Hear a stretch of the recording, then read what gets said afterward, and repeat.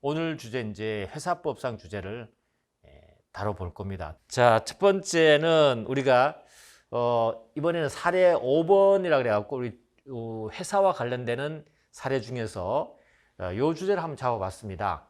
짧은 기간에 여러분 중요한 주제를 좀 해주고 싶었는데 요걸 한번 잡아봤습니다. 대표소송, 다중대표소송. 대표소송 워낙 또 유명한 거죠. 다시 말해서 대표소송은 회사의 주주가 원래 주주가 주인이잖아요, 회사에. 그러면 주인으로서 회사의 경영이라든지 여러 가지 간섭을 해야 되는데 우리는 주식회사는 어때요? 소유와 경영이 분리되어 있잖아요. 그렇기 때문에 주주가 직접적으로 회사 운영에 관여하는 거는 잘 없죠. 그럼에도 불구하고 제도가 발전해 오면서 주주가 감독할 수 있는 제도들을 많이 보완을 했습니다. 그 중에서 이제 직접적으로 감독하고 통제할 수 있는 거 그런 게 있는데 그 운영하고 있는 경영자들 있죠. 이사, 그 다음에 회사 운영과 직접적 관련되는 자들, 감사라든지 이들이 회사에 대해서 뭔가 잘못을 했을 때 회사가 책임을 물어야 되는데 책임을 묻지 않는 경우가 많죠. 그러면 그러한 그 잘못된 것을 내팽개쳐 놓으면은 결국 누가 손해가 되는 것이죠? 주주에게 손해가 오는 거잖아요. 그죠? 그랬을 때 주주는 가만히 있으면 답답하겠죠? 답답합니다. 그죠? 답답했기 때문에 주주에게 이사나 감사, 그 회사를 경영하는 자들을 통제할 수 있는, 그죠? 통제할 수 있는 방법을, 직접적으로 통제할 수 있는 방법을 주었어요. 그게 이제 주주 대표 소송이고 한데요. 물론 그런 방법이 여기는 안 다뤘지만 여러분 공부하시면 알겠지만 사전적으로 통제할 수 있는 방법이 있고 사후적으로 통제할 수 있는 방법이 있어요. 사전적으로 통제하는 방법은 위법행위 유지 청구권에 합니다. 알겠죠? 사전적 통제 방법은 이렇게 사전적 위법 행위 유지 청구를 해갖고 위법 행위를 지금 하고 있는 이사나 감사에게 하지 말라고 할 수 있는 것, 이걸 우리가 위법 행위 유지 청구라고 합니다. 알겠죠?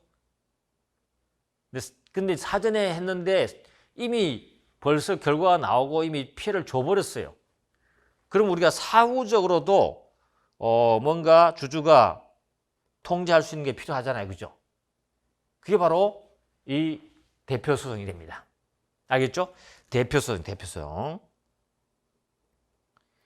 대표소송인데 최근에 법이 개정돼서 그전에는 이제 판례가 부정서를 취했어요. 받아주지 않았었는데 최근에 이제 법이 개정되면서 판례는 당연히 이제 받아들여지겠죠. 앞으로 소송되게 되면, 문제가 되면. 이 다중대표소송 있죠. 다시 말해서 모자회사 관계 있죠. 모회사와 자회사가 있는데 모자회사 관계 있는데 이 자회사의 이사가 위법한 행위를 막 하는 거죠. 그랬을 때 이 모회사 주주가 답답해서 못 있는 경우가 있어요.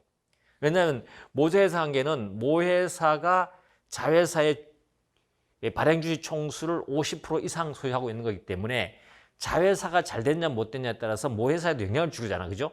영향을 주기 때문에 이 모회사의 주주들에게 또 영향을 준단 말이죠. 그렇게 했을 때 모회사 주주가 직접적으로 그럼 자회사의 이사라든지, 그죠? 이렇게 집행부에 대해서 직접적으로 통제할 수 있는 방법은 없을까? 라고 하면서 계속 학설상 논란이 되어 왔던 건데 판례는 그동안 부정을 했었어요. 근데 이제 법이 개정이 돼서 모회사 주주도 자회사의 이사 있죠. 이들에게 대해서 직접적으로 통제할 수 있는 제도를 인정하게 됐습니다. 이게 바로 뭐냐면 다중대표 소송이라고 합니다. 알겠죠? 다중대표 소송이라고 합니다. 그래서 우리가 이참에 대표 소송과 다중대표 소송을 한번 이 사례를 간접적으로, 사실 이번에 이 사례 하면서 제가 사례 직접 바로 푸는 어떤 그런 내용도 있지만 추가적으로 좀 이렇게 부분론점으로 여러분이 완결성있게 좀 공부를 할 수 있도록 보완을 해주겠습니다. 이게 바로 사례 심화 학습인 거죠. 알겠죠? 그리고 또 이제 뭐 이차민이 또 말씀드리자면 이 사례 문제만 가지고 여러분이 달아놓는 그 사례 문제집만 가지고 여러분이 공부를 하면 굉장히 위험해요. 사례 문제 풀 때. 왜냐하면 사안은 항상 바뀔 수밖에 없어요.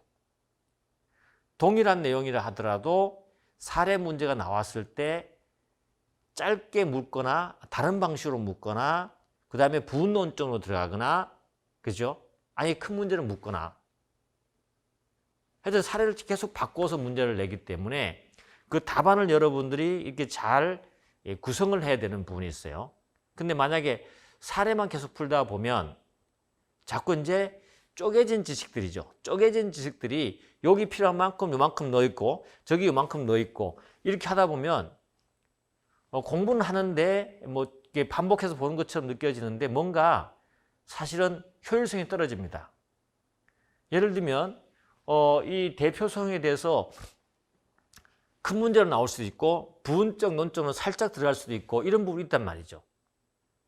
그러면은 한 번 정도만 딱 정리만 잘 돼 있으면 여러분들이 혼동스러움이 없이 그냥 부분 쪽으로 들어가면 그 부분만 뽑아서 넣어주면 되는 것이고 문제가 점수가 크다 그러면 많이 써주면 되는 것이고 이렇게 느리고 줄일 수 있는 그죠? 상황이 돼야 되는데 그걸 미리 좀 정리가 돼야 되는 부분이에요. 그런데 이렇게 사례 문제만 가지고 이런 많이 준비를 하게 되면 계속 부분적으로 쪼개진 내용만 공부를 하다 보면 여기저기 흩어져 있고 뭔가 정리가 안 되고 막판에 가서 또 새로운 문제가 나와버렸을 때 대응하기가 좀 어려운 부분이 있다. 뭐 그런 얘기를 좀 한번 해드리고 싶었습니다. 그래서 조금 돌아가는 느낌이 들지만 그래도 상법은 좀 정리를 하면서 내용을 좀 정리하면서 정통으로 가는 것이 좀 빠른 길이 아닌가 저는 생각이 듭니다. 자, 그렇게 하고 자 가보겠습니다. 그러면 이제 저 서두가 좀 길었습니다. 자, 가보겠습니다. 대표소송 사례를 한번 보시면 주식회사 A 주식회사와 B 주식회사는 이제 A 주식회사가 등장합니다. B 주식회사가 등장하는데 의결권 있는 주식만 발행한 비상장 회사이다. 근데 A 회사의 발행 주식 총수는 이 갑이 30%를 가지고 있고 을이 40%, 병이 30% 비율로 일단 소유하고 있다네요. 이때 A 회사의 이사의 대표이사는 누구냐? 갑이다는 갑. A 회사의 대표이사 갑 이걸 주시합시다. 거기에 이제 을병정 5명으로 구성되어 있다. 정무까지요. 여기서 잘 보시면 무를 한번 컨트롤 해봐야 될 것 같습니다. 무를 구성되어 있다. 이때 B 회사의 대표이사 근데 여기서 이 무는 A 회사의 이사로도 돼 있다는 거죠. 이사회 구성원으로 돼 있고 이 무가 B 회사의 대표이사라는 거죠. 그러니까 A 회사의 이사이면서 B 회사의 대표이사가 되는 거죠. 그리고요, 이 무는 A 회사의 대표이사인 갑의 딸이에요. 친인척 관계군요. 그죠? 직계 존속이군요. 직계 존속. 아버지니까. 이런 관계다. 이때 B회사 발행주식 총수의 만주 중에서 70%를 A회사가 소유하고 있다? 이게 무슨 말이에요? 이 A회사가 B회사에 대해서 뭐가 된다? 모회사가 되겠다는 거죠. 알겠죠? 이 A회사의 자회사가 B가 되는 거죠. 알겠죠? 이렇게 된 거죠. 그럼 모자회사 관계군요. 이렇게. 이럴 때 B회사의 대표이사 무는요. 갑으로부터 누구예요? 모회사의 대표이사인 갑으로 모회사의 대표이사인 갑이면서 자신의 아버지인 갑으로부터 시가 4억 원 상당의 갑소유의 건물이네. 이 갑소유의 건물이라는 것은 A 회사와는 관계없고 그 대표이사인 갑의 소유의 건물을 B 회사가 매입 좀 해주라 라고 딸에게 얘기했더니 알았어요. 그러면서 어떻게 했어요? 이사의 승인도 없이 이 건물을 8억 원에 매입을 하고 소유권 이전 등기를 경로했네요. 이런 건 어떻게 될까요, 지금? 회사법상으로 여러 가지 문제 될 수 있어요. B 회사에 지금 무는 대표이사인데 B 회사에게 지금 뭘 주고 있죠? 손해를 주고 있죠. 왜? 4억 원짜리 건물을 8억 원에 구입했다는 것은 이미 4억 원에 추가 지출이 생겨버리니까 B 회사에 손해를 주게 된 거죠. 그죠? 이런 문제 생긴 겁니다. 또 이렇게 물건 구입이라든지 기타 중요한 사항은 이사회 결의를 거치도록 돼 있단 말이죠. 근데 또 한 가지는 지금 이 갑은 무의 아버지란 말이죠. 직계 존속이란 말이죠. 이런 이해관계 있는 자들하고 거래를 할 때 이 무는요, 무는 B 회사를 대표해서 거래를 하는데 그때 자신의 직계 친인척들 있죠. 존비속과 만약에 거래를 한다 그러면 그때는 뭔가 이해 충돌이 발생할 수밖에 없어요. 이렇게 싼 건물을 비싸게 사준다든지 여러 가지 이해관계 충돌이 발생할 수 있기 때문에 우리 법은 반드시 이사회 승인을 얻도록 되어 있습니다. 이런 절차가 있는데 이러한 것을 거치지 않고 있기 때문에 지금 문제가 될 수 있겠네요. 이런 걸 만약에 쳐다보고 있던 A 주식회사나 아니면 B 주식회사의 다른 주주들이 그죠? 주주들은 어떻겠습니까? 만약에 B 회사 주주들은 가슴이 답답하죠? 답답하죠.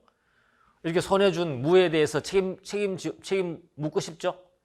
그럴 때 나오는 것이 바로 대표 소송이 되는데 한번 잘 가보겠습니다. 가봅니다. 그 다음에 이제 추가적으로 뭐 사안이 쭉 나옵니다. 여기에서 이 병이 나옵니다. 병은 누구냐면 병은 갑이 A 회사의 자회사인 B 회사로 하여금 시세보다 고가로 이 사건 건물을 매입하도록 한 것에 불만을 품고 갑을 대표이사직과 이사직에 해임하기로 마음먹었어요. 그 다음에 병은 2016년 4월 1일에 이사 전원에게 전화를 걸어서 해임 목적은 밝히지 않은 채 다음날 이사의 소집을 한다고 알렸습니다. 그런데 2016년 4월 2일 개최된 이사회는 전원이 출석해서 갑과 무의 반대에도 불구하고 이사죠. 인지세인데 갑과 무의 이해 당사자의 반대에도 불구하고 나머지 이사들의 찬성으로 갑을 대표이사에 해임시켜버렸네요. 그러고는 병 본인을 대표이사로 선임했어요. 그럼 이렇게 이제 다시면서 A 회사의 대표이사가 병으로 바뀌어버리니까 병은 회사에 손해난 것이 있거나 여러 가지 문제 있는 걸 해결하려고 하겠죠. 첫 번째, 이 병은 어떤 지위에 있는 겁니까? A 회사의 회사 자체에 대한 대표이사가 될 수 있고, 알겠죠? 대표될 수 있고, 그 다음에 A 회사 뭐가 돼요? 주주란 말이에요, 주주. 대표이사이면서도 뭐가 돼요? 주주라는 지위를 갖고 있기 때문에 여러 가지 회사법적 행위를 할 수 있는 위치에 있게 되는 것이죠. 됐죠? 그래서 우리는 이렇게 하면서 주의할 것은 병입니다. 이제 병이 A 회사의 대표이사가 된 거예요. 그리고 병은 보니까 A 회사의 주주였습니다. 알겠죠? 이랬을 때 선임한 결의해 줬고 갑과 무가 이사회 회장을 떠난 직후 병은 의뢰 동의를 받아서 갑을 이사직에 해임했던 내용을 주총의 의사로 작성했다. 뭐 이거 이제 우리는 요 사안이 나오더라도 질문만 대답을 하면 되기 때문에 여기서는 지금 여러 가지 문제가 될 수 있겠죠. 주총의 의사라고 해서 주총이 한 것도 우리가 한번 논점이 될 수 있겠지만 묻는 것만 한번 살펴보도록 하겠습니다. 질문은 이렇게 할 수 있습니다. A 회사의 대표이사가 된 후 병은 2016년 5월 10일 B 회사의 감사에게 대표이사가 된 후 병이죠, 병. 누구의 대표이사? A 회사의 대표가 된 후에 병은 2016년 5월 10일에 B 회사의 감사에게, 감사가 의미가 있겠네요. B 회사, 자회사죠. 감사에게 무가 이 사건 건물을 고가로 매입해서 B 회사에 손해를 끼쳤죠. 맞죠? 끼쳤다는 이유를 기재한 서면으로 무에 대한 손해배상 청구를 할 것을 요구했어요. 감사에게 요구했습니다. B 회사의 감사가 이에 응하지 않자 A 회사를 대표해서 2016 6월 30일 대표해서 이 병은요 무에게 B 회사에 입은 손해배상을 청구하는 뭘 했습니까? 대표 소송을 제기했습니다. 대표 소송을 제기했고요. A 회사가 입은 손해배상을 청구하는 또 A 회사가 입은 손해배상을 청구하는 소송을 제기했어요. 이렇게 했습니다. 잘 보세요. 이게 지금요 병이 A 회사를 대표해서 지금 뭘 했어요? 대표 소송을 제기했어요. 근데 원래 이 대표 소송은 누가 하는 거라 했죠? 주주가 하는 거예요. 주주가 한단 말이에요. 그죠? 그러면은 여기 A 회사의 대표이사 병인데 병은 B에 대해서 주식을 갖고 있습니까? 아니잖아요. 이 상황에서는 누가 주주입니까? 누가 주주예요? A 회사가 주주인 거예요. 이렇게 되면 그죠? A가 있고 B가 있다 그랬죠? 근데 A는 어때요? 이 모회사이기 때문에 주식을 어때요? B가 발행한 주식을 50% 이상 갖고 있는데 여기서는 70%를 소유하고 있다 그랬잖아요. 그러니까 A는 B 회사에 대한 뭐가 돼요? 주주입니다. 주주. 모회사이지만 뭐예요? 주주예요. 주주기 때문에 뭘 할 수 있어요? B 회사에 대해서 대표 소송을 제기할 수 있는 거예요. 알겠죠? 이게 이제 이 사안을 이제 시험장에서 학생들이 그죠? 파악하기 굉장히 까다로웠습니다. 그죠? 까다로웠을 수 있어요. 그래서 주주입니다. 근데 이 A 회사를 대표하는 자가 누구예요? 병이잖아. 그죠? 그냥 대표회사 그냥 A 대신에 이렇게 주주 대표 소송을 제기한 겁니다. 알겠죠? 그렇게 알아두셔야 됩니다. 그 다음에 A 회사가 입은 손해배상을 청구했다. 그러니까 대표 소송도 제기하고 B 회사에 대해서 다시 말해서 B 회사의 무에게 이사에게 거기에 B 회사의 이사가 대표이사가 무잖아요. 그죠? 이 무에게 A는 뭐죠? 손해배상까지 청구했어요. A 회사가 너 때문에 손해났어 라고 청구하는 거죠. 다시 말해서 B 회사의 주주인 A가 B 회사의 이사의 잘못으로 뭐가 됐다? A가 손해났다고 할 수 있는 거죠. 그렇죠? 이런 게 말합니다. 이럴 때 그러면 이렇게 무가 A 회사, 즉 B 회사의 주주인 A에게 손해배상을 해야 될까요? 말아야 될까요? 이 문제가 되는 거죠. 그럼 이게 법리가 나중에 어떻게 들어갔냐면 이 A는 주주잖아요. 그죠? 주주. B 회사의 주주란 말이죠.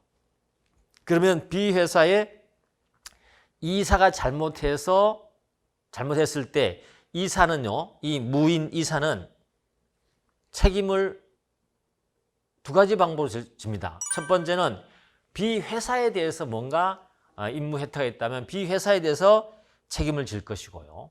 그렇죠? B에 책임질 것이고 또 만약에 무가 뭔가를 잘못해서 제3자에게 손해를 줬다면 제3자에게도 고의 중과실을 만약에 임무를 해탈해서 제3자에게 손해를 줬다면 그 제3자에게도 손해배상 책임을 져야 되죠. 이게 이사의 양면적인 책임이에요. 회사에도 책임질 수 있고 제3자에 책임질 수 있는 거죠. 위법한 행위를 통해서. 이랬을 때 여기 B 회사의 주주는 그러면 뭐예요? 회사입니까? 아니잖아요. 그러면 여기 무가 이사가 책임질 건 어떤 상황이 됩니까? 제3자라는 거죠. 다시 말해서 회사의 주주 있잖아요. 주주는 회사의 이사가 위법한 행위를 했을 때, 그죠? 위법한 행위를 했을 때 손해를 배상하는 제3자의 주주도 포함됩니다. 알겠죠? 주주도 포함됩니다. 그런데 그 주주도 포함되는데 그 주주에 포함돼서 이사가 책임을 지는데요.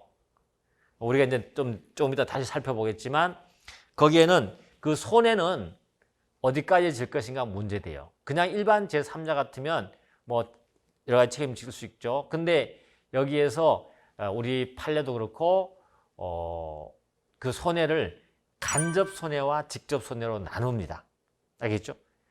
그래서 직접 손해는 제3자에게 당연히 지는 거죠. 물론 일반 제3자에게는 직간접 손해가 다 책임질 수도 있죠. 그렇지만 우리 주주인, 그죠? 주주를 제3자에 포함시켜서 그 회사의 이사가 잘못했을 때 책임질 수 있을 때는 직접 손해는 당연히 책임을 지는데 간접 손해도 책임질 거냐, 이게 논의가 되는 겁니다. 거기에 대한 학설 대립이 있고, 거기까지를 우리가 검토를 해봐야 돼요. 그래서 여기 여러 가지 내용이 포함되어 있으니까 한번 차분히 해보겠습니다. 그리고 여기 주주대표 소송과 다중대표 소송이 다른 곳에 있죠. 깔끔하게 정리된 곳이 없으니까 제가 한번 잘 정리해드릴 테니까 확실히 챙겨놓으시기 바랍니다. 언제든지 여러분들에게 질문, 작은 논점으로도 물어볼 수 있는 부분이기 때문에 그렇습니다. 일단 주주의 사후적으로 직접적으로 경영진을 감독할 수 있는 거, 주주의 대표 소송이죠. 직접적으로 감독할 수 있는 거죠. 그죠? 감독할 수 있는 주주 대표 소송을 한번 그림으로 한번 개관해 보겠습니다. 자, 일단 대박 주식회사가 있습니다. 법인이 있고요. 이 대박 주식회사는 있는데 대박 주식회사의 이사 등입니다. 이거 조심해야 돼요. 그러니까는 주주 대표 소송의 당사자가 될 수 있는 자가 누군가가, 그러니까 여러분이 이제 선택형에도 나오기도 하고 사례에서도 항상 느낄 수 있어야 돼요. 항상 주주 대표소의 대상을 이사만 생각하다가 만약에 사례에서 감사라든지 청산이라든지 다른 자들이 들어왔을 때 이거 대표성 물을 수 있어? 라고 생각해 버릴 수 있어요. 순간적으로. 또 그 부분의 논점을 잊어버릴 수 있고 빠뜨릴 수 있다는 거죠. 그래서 여러분이 이 부분을 잘 알아두셔야 되는데, 일단 이사 등, 다시 말해서 주주 대표 소송의 대상이 되는 자들을 한번 정리해 드릴게요. 이사 등이라고 나와 있어요. 그렇기 때문에 이사도 가능하고 발기인, 감사, 청산인, 업무 집행 관여자가 다 가능합니다. 대표적으로 이사고요. 그 외에 발기인, 감사, 청산인, 업무 집행 관여자가 대표 소송의 대상이 됩니다. 그 다음에 부분 논점으로 여러분 알아둘 게 있다면, 불공정한 가액으로 신주를 인수한 자. 신주를 인수했는데요. 불공정한 가격으로 신주를 인수한 자 있죠. 이것 또한 어때요? 주주들이 대표 소송을 제기할 수 있는 대상이 됩니다. 그리고 다시 말해서 불공정한 가액으로 신주 인수인에게 만약에 원래 5,000원짜리를 이렇게 싸게 팔았다는 거죠. 2,500원에 팔았다. 그럼 회사에 손해를 준 거잖아요. 그러면 어때요? 우리 주주가 회사 보고, 야, 신주 인수한테, 새로운 신주 인수인에게 원래 5,000원짜리를 2,500원에 주면 어떡하냐. 우리하고 차별한 거 아니야. 그러니까 빨리 2,500원 더 받으라고 이렇게 회사에 대해서 뭔가 청구를 했는데 하지 않아요. 액션을 취하지 않아요. 그러면 어때요? 답답한 주주는 가만히 있으면 돼요, 안 돼요? 안 되죠. 대표 소송을 제기할 수 있습니다. 알겠죠? 그런 것들. 그 다음에 주주권 행사해서 이익을 공유받은 자 있다. 주주권 행사와 관련해서 이익을 받는 자들 있죠? 특히 주주총회에서 방해꾼들 있죠. 해방꾼들. 이런 자들을 우리가 주주권 행사자라고 하는데, 그 주주권을 행사하기 위해서 이익을 받고 이렇게 행사하는 자들 있죠. 이들에게 대해서도 이렇게 주주 대표 소송을 할 수 있습니다. 어쨌거나 여러분들은 이사 등 해서 어디까지만 알아두면 되냐면, 발기인, 감사, 청산인이죠. 이들이 혹시 사례 나온다 하더라도 이들도 주주 대표 소송의 대상이 되고 감독 대상이 된다. 됐죠? 근데 이들이 뭔가 회사에 대해서 책임이 발생했어요. 그러면 회사가 그들에게 어떻게 해야 돼요?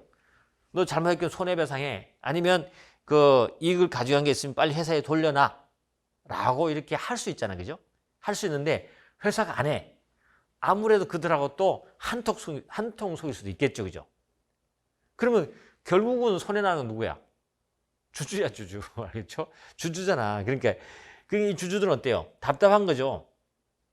이러한 답답한 주주들을 위해서 나온 게 바로 주주 대표 소송이에요. 책임 발생했는데 묻질 않아. 책임 추궁 안 하. 그런 거 많죠, 뭐 사실은. 예, 그랬을 때 이 답답한 누구예요? 주주들이 있죠. 나설 수 있게 우리 법이 만들어져 있습니다.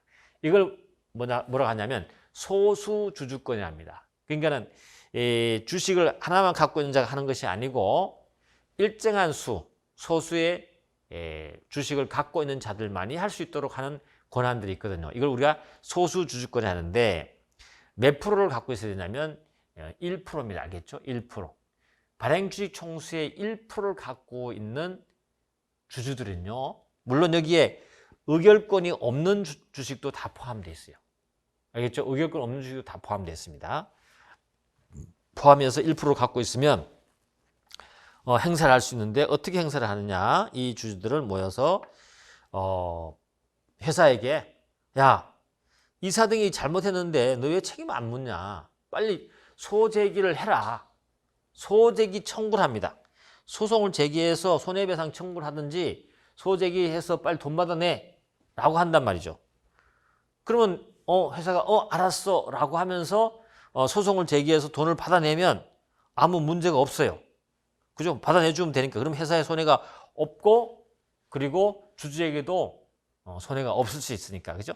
그렇게 되는데 이렇게 했는데 30일 내에 그죠? 소를 제기하면 됩니다. 30일 소를 제기하면 되는데 근데 30일 내에 소를 제기 안 해. 그럼 어떻게 돼요? 그럼 회사 주주는 어때요? 답답한 거죠. 또 분명히 하라고 했더니 30일 동안 안 해. 그러면 어떻게 한다?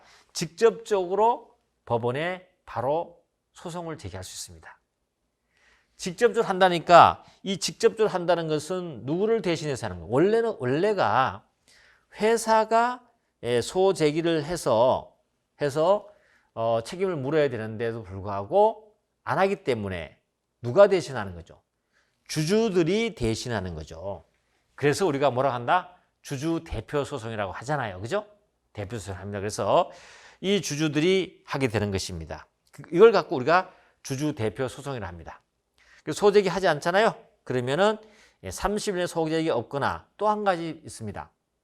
자칫 30일 경고하도록 법에 규정된 30일 있죠. 이 경고하도록 내팽개 쳐놓으면 회사에 대해서 다시 돌이킬 수 없는 손해 발생의 염려가 있다는 거죠.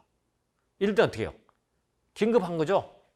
긴급한 거기 때문에 빨리 진행을 해야 되는 거죠. 그렇기 때문에 기다릴 것 없이 바로 직접적으로 소제기를 할 수 있습니다. 그래서 대표 소송을 할 수 있는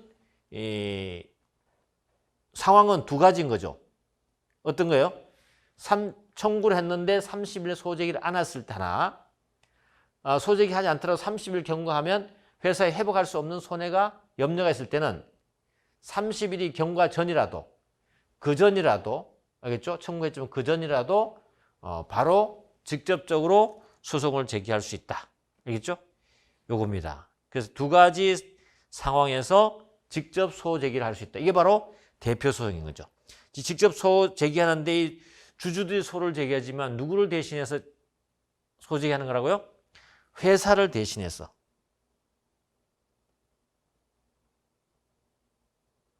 대신한 거죠.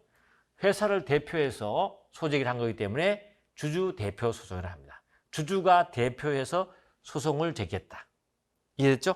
예, 그렇게 됩니다. 이게 바로 뭡니까? 주주 대표 소송의 하나의 여러분의 틀이고 그림입니다. 그래서 여러분 주주 대표 소송 하면은 요 그림을 하나 꼭 생각을 해 두십시오. 그래서 요건이라든지 뭐 그런 것들이 생각이 안 나면 요 그림을 생각하시면서 풀어나가시면 됩니다.